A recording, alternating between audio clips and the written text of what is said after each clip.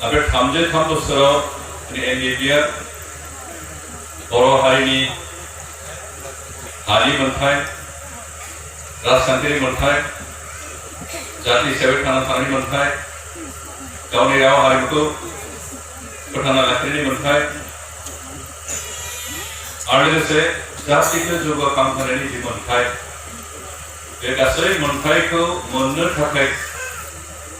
नांनाय नाजानायखौ जों बावाखै नागाराखै मानोना जों मिथिगौ जाति हिसाबै थांना थानोब्ला जोंनो बे मोनथायफोरखौ नांगौ आरो बेखौ हास्थायनानै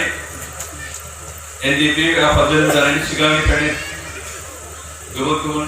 दल संगठननि नेतृत्व बर' हारिफ्रा नाजाबोदोंमोन आरो बेनिखायनो बर'फोरनि आधुनिक मुगायाव अर्थात भारतआ उदांस्रि जाखांनायनि उनाव बर' हारिया गावनि राजखान्थि मोनथायखौ मोननो थाखाय जि नांदों बियो 52 बोसोर जाबाय जुदि जों 1967 आन्दलन खालामनाय हमनानै लायो आरो बर' रावा थुनलाइखौ फोथांना लाखिनायनि नांनायखौ जों हमोबा 1952निफ्राय जों नांबाय थादों 1952निफ्राय हिसाब खालामबा जोंहा नङाबाबो 60 बोसोर जाहैबाय जों सोमावसारनाया आरो बे 60 बोसोर सोमावसारनायनि बिनिमयावसो जों दानि बर' हारिखौ दानि महराव मोननो हादों बेनिखायनो जों गुबुन गुबुन बुहुमनि हारि हारिसाफोरनि जारिमिनफोरखौ नायोबा बेखौनो नुनो मोनो जे जाय जातिया गावखौ फोथांना लाखिनो थाखाय गावखौ फसंनो थाखाय गावनि मोनथायखौ मोननो थाखाय नाङा नाजाया खुगासिया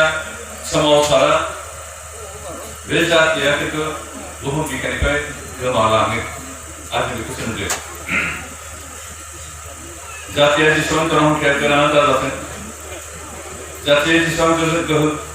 गोरा बोलो गोरा गोनां गोरों गोरानि थाथों बे जातिया जुदि आन्दलन खालामालासिनो दलर थानो लुबैयो दलरै थायो गावनि मोनथायनि सोमोन्दै सांग्रांथि नङा गावनि मोननांगौनि थाखाय सांग्रांथि नङा खामानि मावा अब्ला बेबायदि जाति हिसाबै थांना थानो हाया दिनै बर'फ्रा जनसंख्यायासो जोबोद खम जों टटेल बर'फोरनि हिसाब खालामब्ला बर' रायग्राफोरखौल' जों हिसाब खालामब्लाथ' जोंहा खोब बारा 30 लाख जानो हागौ दिनै एज ए होल बर' ग्रुपनि जनसंख्याखौ हिसाब खालामो जों फ्राय 80 लाख 90 लाख हमनो हायो दा बेबायदि जनसंख्याखौ लानानै जों थांना थानांगोन आरो बेबायदि संख्याखौ लानानै जों थांना थानोब्ला जों नांनांगोन नाजानांगोन आरो दिनै बर'फ्रा दासिमहालागै गावनि नाजानायखौ गावनि नांनायखौ गावनि हास्थायनायखौ मावाखै आरो बेखौ आं सानदों मावनायबो नङा जेब्लाबो जों गावनि खोथाखौ मोना जों गोजोननाय मोनगोन जे दुलाराय बर' फरायसा आफाद people generation party for border movement NDFB आरो बेनिफ्राय इउपिपिएल बे मोनब्रै संगठना खौसेयै थांनाय 2017 मायथाइनिफ्राय नांबाय थादों आरो जोंनि खौसे नांनाय नाजानायनि जाउनाव दिनै दुलाराय बर' रायजो राजाफोरजों जों गसंथानानै जों जि खावलायो जे हास्थायो बेखौनो मावनो थाखाय दावगाबोदों आरो बे जोंनि खौसेथिखौ लाखिनानै खामानि मावनायावनो जोंहा बोलो बेनिखायनो जों जाति हिसाबै थानांगोनबा जों खौसे जानांगोन जोंनि मोनथायखौ मोननोबा जों खौसे नाजानांगोन जोंनि सिमांखौ मोगथां महर मोननोब्ला जों ज' जानानैनो नाजानांगोन दिनै थांनाय 12 बोसोर एनडिएफबिआ हाथाइ दोनथ'नायनि गेजेरजों भारत सरकारजों सावरायदों बेखौ भारत संबिधाननि आर्टिकल 2 बेबस्था मथे बर'फोरनो आलादा रायजो जानांगौ जायनि गेजेरजों जों गावनि हा हु रैखा खालामनो हागोन जायनि गेजेरजों जों गावनि राव हारिमु थुनलाइखौ फोथांनो हागोन जायनि गेजेरजों जोंनि हानि सासनफोरनि गोहोखौ जों मोनगोन बे मोनथायखौ मोननो थाखाय हास्थायदों दिनै थांनाय समफ्राव भारत सरकारा जेरै बे हास्थायनायनि दाबिखौ बारा खोनासङा खालामबाय थादोंमोन किन्तु रंजाथाव बाथ्रा बेनो जाबाय आथिखालनि प्राइम मिनिस्टार नरेन्द्र मोदीनि नेतृत्वआव जि सेकेन्ड टाइम बिथांमोना सरकार दादों बे सरकार दाखांनायनि उनाव बिथांमोना भारतनि गुबुन गुबुन ओनसोलाव थानाय जि सहज संग्राम हाबफेरलायनाय नांनाय बेफोर जेंना बेखौ बोस्रांनायनि गोनांथिखौ उपलब्धि खालामगोन सानखांगोन आरो लोगोसे दिनै आसामनि जेसेबां हाबफेरलायनाय नांनायनि जेंनाफोर दं बेखौ बोस्रांनायजों लोगोसे जिहेतु एनडिएफए मोनसे हाबफेरलायनाय नांनाय संगठन आरो बे संगठननि जि दाबि जि हास्थायनाय जि नाजानाय जि लुबैनाय बेखौ बोस्रांनो गोनांथि दं होननानै सानखांगोन आरो बियो दिनै जोंनि थाखाय बर' जातिनि थाखाय मोनसे रंजाथाव रादाब जे इसेबां गोलाव सम बिथांमोनहा बर'नि जेंनाखौ बोस्रांनायनि गुरुत्वखौ साननो रोङाखैमोन बे आथिखालाव सानबाय बे दाखालि बावैसो नोंथांमोना मिथिगौ जे जम्मु काश्मीरनि बे जम्मु काश्मीराव सोलिबाय थानाय आर्टिकल 370 जी प्रोविजन दंमोन जि बेबस्था दंमोन जाय बेबस्थानि गेजेरजों जम्मु काश्मीरनि निजा फ्लेग आलादा फिरफिला आलादा संबिजिर दंमोन बेखौ बोस्रांनानै भारतनि गुबुन गुबुन रायजोफोरा एखे रोखोमनि सासन बेयाव प्रबर्तन खालामबाय आरो बेजों लोगोसेनो जम्मु आरो काश्मीरखौ मोनसे फुल फ्लेजेड स्टेटखौ बोखावनानै जम्मु आरो काश्मीर यूनियन टेरिटरि आरो लादाख होननाय मोनसे यूनियन टेरिटरि मोननै यूनियन टेरिटरि दाबाय आरो बेखौ दानायनि कारनखौ बे भारत सरकारनि बे होम मिनिस्टारा डिक्लेयार खालामनो घोषणा खालामनो बे खालिनो जे जम्मु काश्मीराव गुबुन हादोरनिफ्राय हाबफैनाय जि आर्म्स टेररिज्म बेखौ होबथानानै जम्मु काश्मीर मोनसे मोजां शासन शांतिपूर्ण परिवेश लाबोनायजों लोगोसे जौगानायनि बेलायाव लादाख ओनसोल जम्मु ओनसोल आरो काश्मीर ओनसोलनि जि फारागमोन बेखौ बोस्रांनानै समान खालामनायनि थांखिजों भारत सरकारा बे डिसिसन लादों होननानै फोसावदों आरो बेनो जोंखौबो दिनै मोनसे आसा मोनसे मिजिंथि जोंनि गेजेराव बेरखांदों जे भारत सरकार जम्मु काश्मीरनि बे जेंनाखौ बोस्रांबायब्ला भारतनि गुबुन गुबुन ओनसोलाव आलादा रायजो नागिरनानै जि सोमावसारनाय बे सोमावसारनायखौ गणतान्त्रिक सोमावसारनायबो जानो हागौ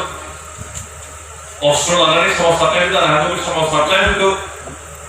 बोस्रांसिगोन बे भारत सरकारनि एटिट्युडखौ जों नुनो मोनदों बे मनोभाबखौ जों नुदों आरो बे एखे भारत सरकारनि होम मिनिस्टार आरो प्राइम मिनिस्टार सम सम बुंदों जे भारताव सोलिबोनाय बे अस्त्र संग्रामफोरखौ थाबैनो बोस्रांनानै मोनसे अस्त्र गैयै अस्त्रहीन बेबायदि मोनसे परिवेश बिदि बारहावा लाबोनायनि गोनांथि दंसै जाहाथे जोंनि गेजेराव गोजोन थासारि फैनायजों लोगोसे जौगानाया थाबैनो डेभेलप जायो थाबैनो गोख्रै जायो आरो बेनिखायनो जों मिजिं थिदों जे एनडिएफएनि जि जेंना अर्थात बर'फोरनि जि जेंना बेखौ बोस्रांनायजों लोगोसे एनडिएफएनि जि समस्याखौ बोस्रांसिगोन आरो बोस्रांनाय बेबस्थाखौ जोंनि भारत सरकारा सानदों आरो बेनिखायनो दिनै भारत सरकार असम सरकार बे मोननैबो सरकार अन्तत बर'फोरनि जेंनाखौ थाबैनो बोस्रांनांसिगौ होननानै जोंजों सावरायनायाव बुंबाय थादों आरो बे जोंनि थाखाय मोनसे मोजां रादाब खिन्थु जोंनि गेजेराव खौसे खौसेथि जानाय दिनै एनडिएफएआ अराय सम सैथोखौ लानानै नांबोदों जों रायजो राजाखौ थगाय थसि खालामनानै भुल लामाखै लांनो दैदेनलांनो नाजायाखै जोंनि सैथोआनो जाबाय जे जोंहा आलादा रायजो दंखायोमोन खिन्थु बेखौ सासन खालामनायनि गोहोआ जोंनि आखायाव गैयामोन जों मोन्थाय जोंनि आखायाव गैयामोन जे जों नांनानै नाजानानै जोंनि थाखानाय रायजोनि सायाव जोंनि जे राजखान्थि मोन्थाय बेखौ जों गायसननो ओंखारदों जोंहा राव हारिमु थुनलाइ दंखायोमोन खिन्थु जोंनि आखायाव राजखान्थियारि गोहो गैयैखाय बेफोरखौ रैखाथि होनाय बेफोरखौ फेहेरनाय बेफोरखौ फोसाबनाय जौगाहोनाय बे रेसपन्सिबिलिटिखौ बे दायित्वखौ जोंनि आखायाव मोनाखैमोन खिन्थु राजखान्थि मोन्थायखौ जोंनि आखायाव मोननाय लोगो बे गासैबो खामानिखौ जों मावफुंनो हागोन आरो बेफोरखौ मावफुंनो हायोबा दिनै जों जाति हिसाबै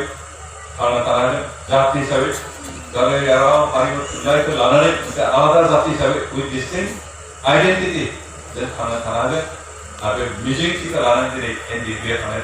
33 बोसोर सोमावसारबोदों आरो 33 बोसोराव दुलाराय बर' रायजो राजाफ्रा बर'नि संगठनफ्रा जों गसंथाबोदों आरो बेखौ आसा खालामदों जों फैगौ समफ्रावबो नोंथांमोनखौ लानानै जोंनि जेंनाखौ बोस्रांनो ओंखारदों जिहेतु नोंथांमोननि मदद आरो हेफाजाबखौ नाजायो बेनिखायनो दिनै रायजो राजाफोरखौ आं बेखौनो बुंनो सानदों आफादनि दानानै जे जों खौसेयै नांनांगोन खौसे नाजालांनांगोन सोरबा साफा सानै दैदेनगिरिफ्रा गावनि बेक्तिगत स्वार्थनि थाखाय गाज्रि हास्थायनायनि थाखाय थाखा फैसानि न'आव गोग्लैनानै बहाबा दोरोदलांनोबो बिथांमोनजों थांफानायनि बाथ्रा गैया जों थार बर'नि जेंना बेखौ बोस्रांनायनि थांखिजों अरायबो सैथो गसंथानानै जों जयै थानांगोन आरो बेबायदि जयै थानानै जों खामानिखौ मावफुंनांगोन जों साक्सेस जानांगोन दा बेखायनो दिनै दुलाराय बर' फरायसा आफाद people's action committee for modern movement आरो UPPL लोगोसे NDP रतन फेक्सन रतन डिफेन्डिं ग्रुप आरो जों जयैनो नांबाय थादों नाजाबाय थादों आरो दिनै भारत सरकारनिफ्राय बेखौनो बुंदों जे बर'नि जेसेबां खाथाय फैनाय नांग्रा संगठनफोर दं बिथांमोना सावरायनायाव जयैनो फैनांगोन ज' सावरायनानै जयै एकमत जानानैसो बर'नि मोन्थाइखौ आदाय खालामनांगोन बेनिखायनो भारत सरकारा NDP R आरो NDP P बे मोननैखौ इतिमध्य ज' खालामनानै जयै सावरायनाय बेबस्था खालामबाय आरो बे मोजां जिहेतु दुलाराय बर' फरायसाफोर ज' दंखायो UPPL जयेन दंखायो people's action committee for modern movement जयेन दंखायो बे सोमावसारग्रा हान्जाफोरजों जिहेतु जयैनो दं